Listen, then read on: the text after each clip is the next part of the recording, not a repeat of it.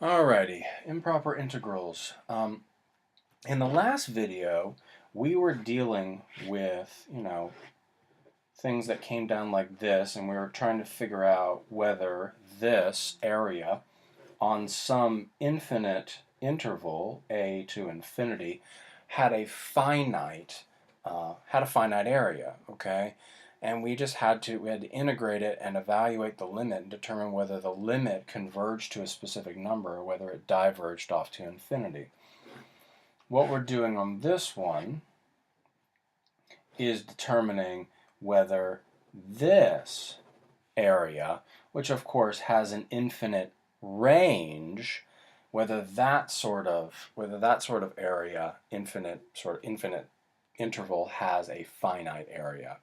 And so this sometimes is called improper integrals with infinite discontinuities, or something of that variety, which of course is well named. So we'll go ahead and start out easy like we did last time. And so if we have 0 to 1 of 1 over x squared dx, we know what that looks like. We've seen it 1,000 times. I mean, it's the square of the reciprocal function, and it looks like that, and it has a little bit of symmetry, and it has an infinite discontinuity at the y-axis. But it's going from 0 to 1, so really we're looking at that interval right there, okay? So when you actually put this in, and we'll go a since it's actually the bottom number, you need to remember, it's always a good idea to do the one-sided limit, because you are approaching 0 from the right-hand side. And it may make a difference. Most of the time it probably won't. So we have a to 1 of x to the negative 2 dx. Now when you integrate that becomes x to the negative 1 over negative 1, or negative 1 over x, so that's a approaches 0 from the right, from a to 1. That's the limit as a approaches 0 from the right of negative 1 over 1 minus negative 1 over a. Add those two together. And what you're going to get is you're going to get 1 over a as a approaches 0 from the right. Well, I tell you what, that, my friends, is going to infinity. This diverges. And we should expect it to, because if 1 over x squared, and if you just think about the shape of the graph, okay? 1 over x sort of has a little bit of symmetry between how fast it approaches the y-axis and how fast it approaches the x-axis. If this is 1 over x, 1 over x squared is going to do this, right?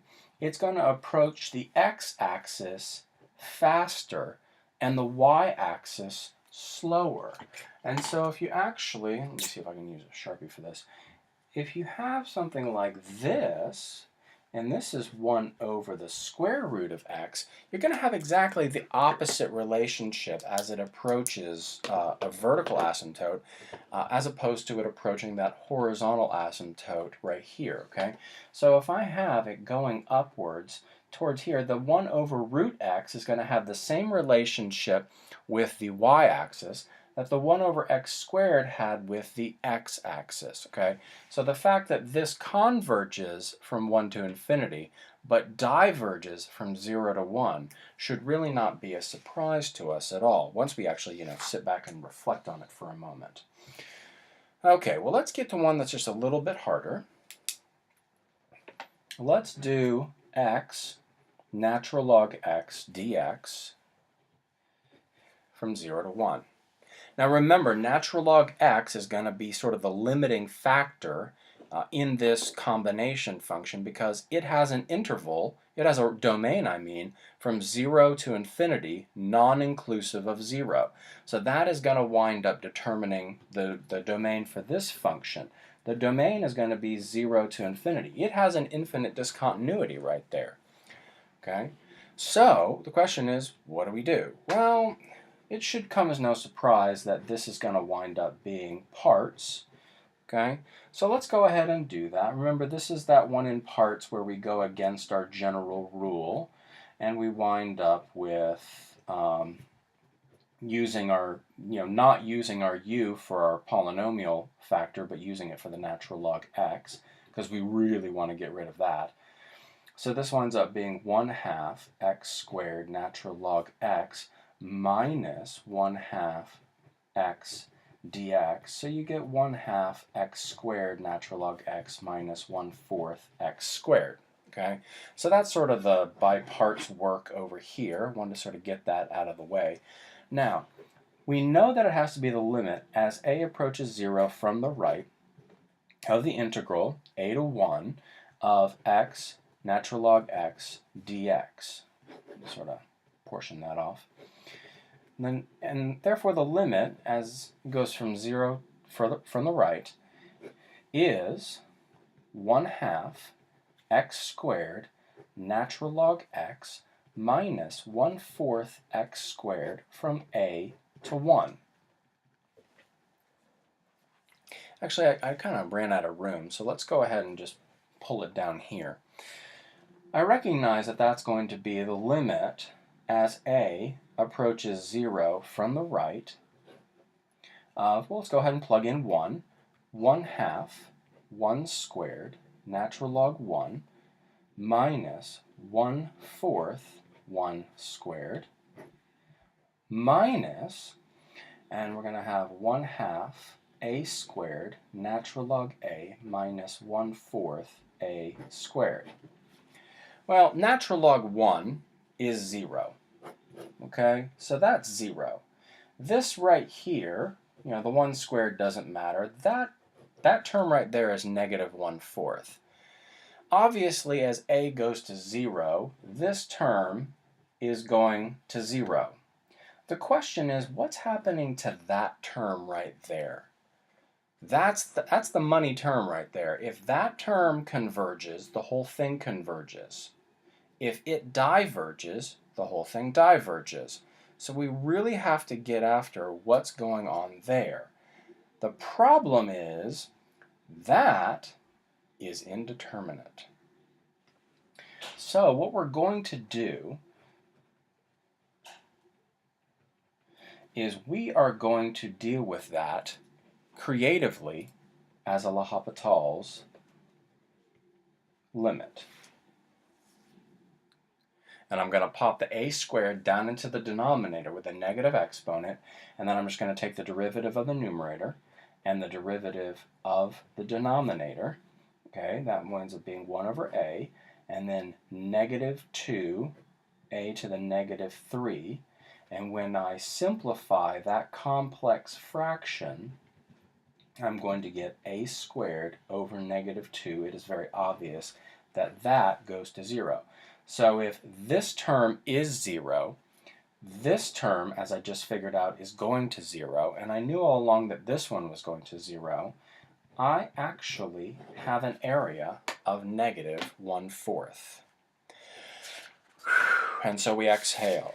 Okay? That one was actually a little bit difficult, a little bit hairy, but, we did it. I wanted to show you at least one of them where the limit requires L'Hopital's rule. All right. This next one should be a little more straightforward. Let's go from 0 to 5 of 1 over root 25 minus x squared dx. Now, I noticed the fact that at 5, it doesn't exist, okay, because it has a 0 in the denominator. So I need to be careful.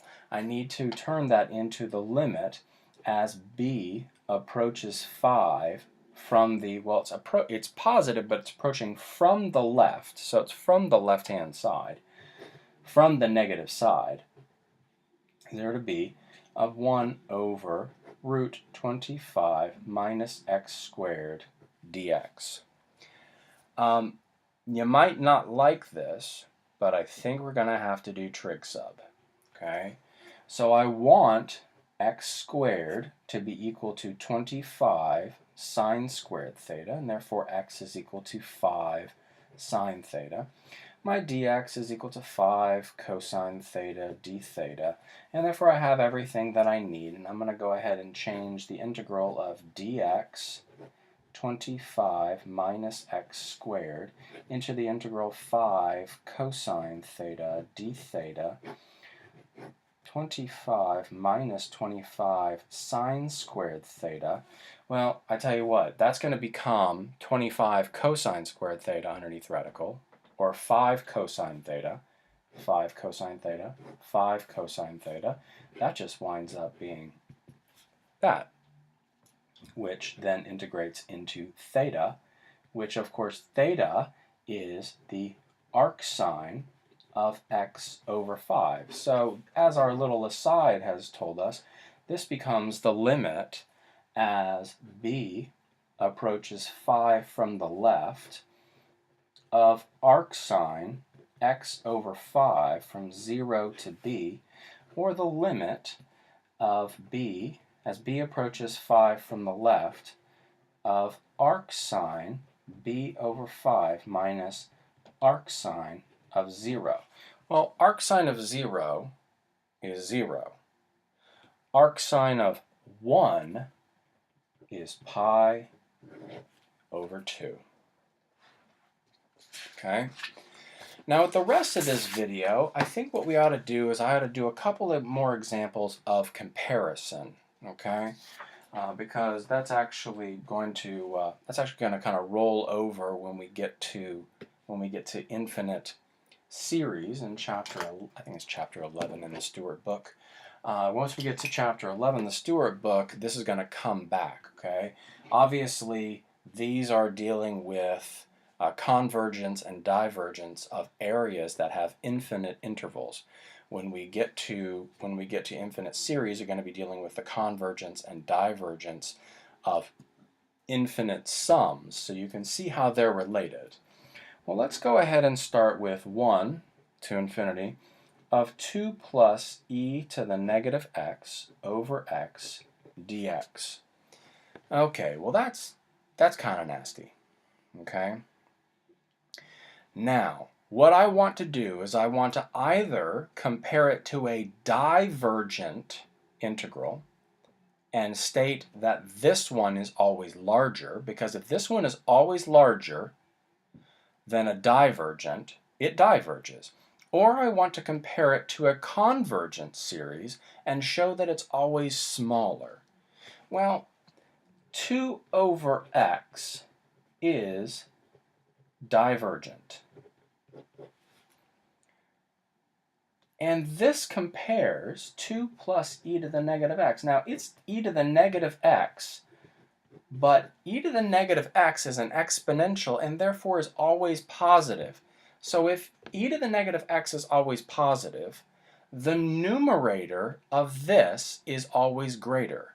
If the numerator is always greater, and I'm talking about on this interval from 1 to infinity, we're not talking about on any other interval, then this is greater. So if this is greater than a divergent, this is divergent by comparison. Okay, and you would just write that out. Okay. Let's look at another example. So if I go from 1 to infinity of 1 over root x, x plus 1 dx, again, I need to compare it. Well, what does that look really close to? Doesn't that look really close to root x times x? Well, that, of course, is 1 over x to the 3 halves. And by our theorem earlier, I know that that is convergent because my p-value, that exponent, is greater than 1. It's 3 halves. So what I need to do is I need to compare it to that. Well, this has a denominator that is always larger. If the denominator is always larger, then that as a quantity is always smaller.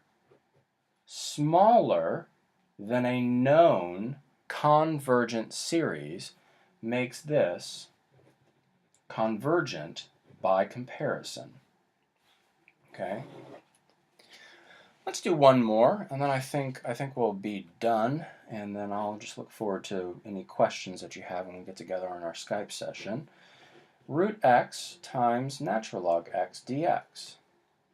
Well, this is a tough one, Okay, because you don't want to you would think that, and let's think about the candidates for comparison. Do we want to compare it to that? Well, it's a possibility. Well, do I want to compare it to that? Well, that's a possibility. But what I really want to compare it to is 1 over x. Because 1 over x is 1 over root x times root x. This right here is divergent. Now, what I need to do is show that this, I need to basically say that this is a smaller denominator. Well, is that the case? Is it the case that that is a smaller denominator? Well, just let's think about this, okay? Root x is the inverse of x squared. Natural log x is the inverse of e to the x. Which one is more powerful? Which one's more aggressive? Well, the exponential is more aggressive, okay? So which one, in terms of the inverse, is going to be more aggressive in increasing its outputs? Well, it's going to be root x. Natural log x is always going to be under natural log x. And if you don't believe me, there's the graph. Root x is the red graph. And you see the fact that the acceleration of the natural log is flattening out, is underneath it to begin with, and is flattening out faster than the root x is going to, okay? Now, what that means is if natural log x is always smaller than root x, then 1 over natural log x is always greater than 1 over natural log x, right? So if this is, and then basically all you have to do is multiply both sides by 1 over root x, 1 over root x, and you recognize the fact that this is always larger. It is larger than a known divergent integral, and therefore it itself is divergent. Okay, that's kind of a lot to remember. But I think that that's sort of sufficient, especially with all the other videos that I've made for you this week and this weekend. I'll sort of clean up any misunderstandings that you still have when we have our Skype session tomorrow, and I will just look forward to seeing you then. Bye.